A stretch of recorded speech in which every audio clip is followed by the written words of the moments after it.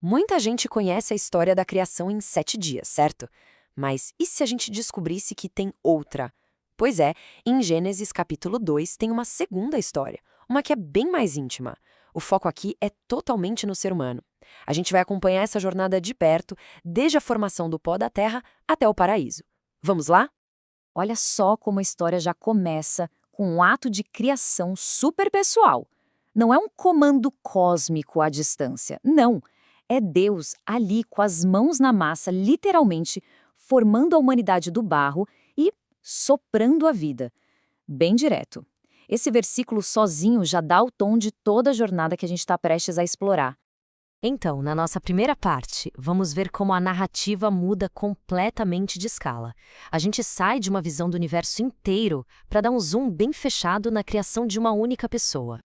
O texto começa com essa sensação de trabalho concluído. A criação cósmica está pronta, tudo está em ordem, cada coisa é em seu lugar. O palco está montado, sabe? Só falta o personagem principal entrar em cena. E aí chegamos neste número 7.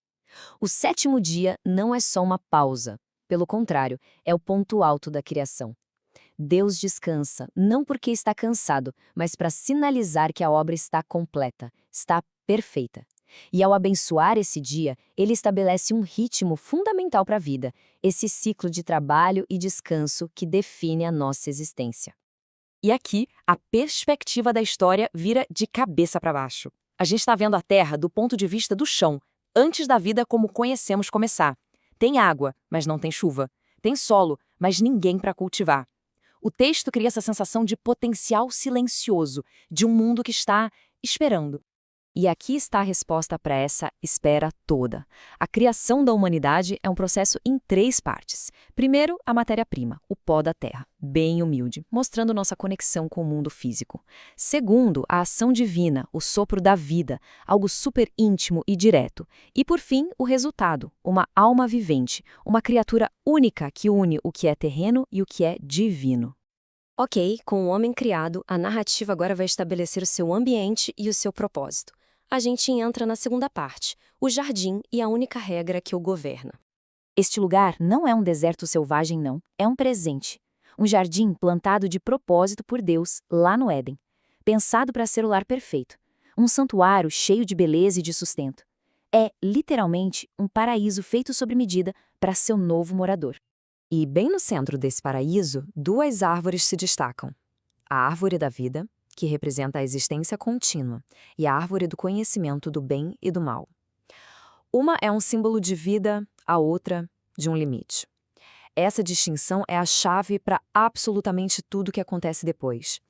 O interessante é que o texto ancora essa história numa geografia que soa familiar.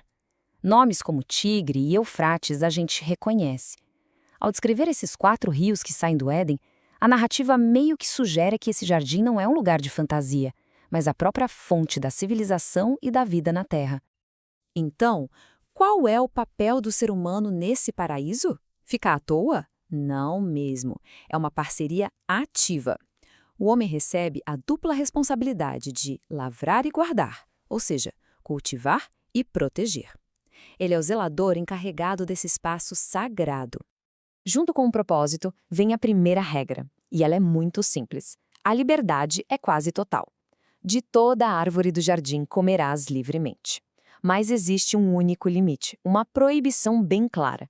E a consequência de quebrar a regra é igualmente clara: morte. O ponto crucial é que, desde o início, liberdade e responsabilidade andam juntas. Agora, vamos para a terceira parte. É aqui que a narrativa introduz o primeiro problema explícito da história: a solidão. Pela primeira vez em toda a narrativa da criação, a gente ouve as palavras "não é bom", a solidão do homem. Mesmo num paraíso perfeito, com um propósito divino, a falta de companhia é identificada como uma falha fundamental. E é essa falha que vai mover todo o próximo ato da história. A primeira solução de Deus é criar os animais, mas, em vez de simplesmente apresentá-los, ele os traz ao homem para uma tarefa específica: nomeá-los. Esse ato de nomear é muito significativo, sabe? Ele demonstra a inteligência, a autoridade e a capacidade do homem de entender e organizar o seu mundo. O homem completa sua tarefa com sucesso, nomeando todo o reino animal. Só que o texto termina com uma nota de anticlímax. Apesar da imensa variedade de criaturas, nenhuma era uma ajudadora idônea, uma parceira de verdade. O problema fundamental da solidão continuava ali, sem solução. E isso nos leva ao ato final e ao clímax da história, a solução dramática e bem íntima para o problema da solidão do homem. O método da criação aqui é totalmente único. Deus faz o homem cair num sono profundo, como se fosse uma cirurgia divina. Ele não cria do pó de novo, mas do próprio homem. Ele pega uma costela, do lado, simbolicamente perto do coração, e a transforma em uma mulher. O processo em si já sugere uma conexão e uma proximidade enormes. A resposta do homem é imediata e poética. É um grito de reconhecimento e de alegria. Esta, afinal. Ele entende na hora a sua origem e a sua conexão com ele. Ele a chama de mulher, que em hebraico é Isha, porque foi tirada do homem, que é Ish. É a solução perfeita para a sua solidão. A narrativa, então, se expande. Ela transforma esse momento único em um princípio fundamental para toda a humanidade. Essa união primordial se torna um modelo para o casamento. A criação de uma nova unidade familiar, onde dois se tornam uma só carne, ecoando a unidade de sua criação original.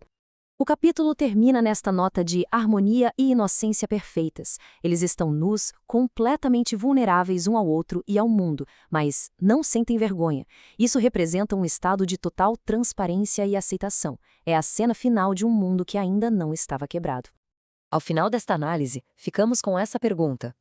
Este capítulo apresenta os blocos de construção da experiência humana, um propósito para trabalhar, regras para viver e a necessidade fundamental de companheirismo.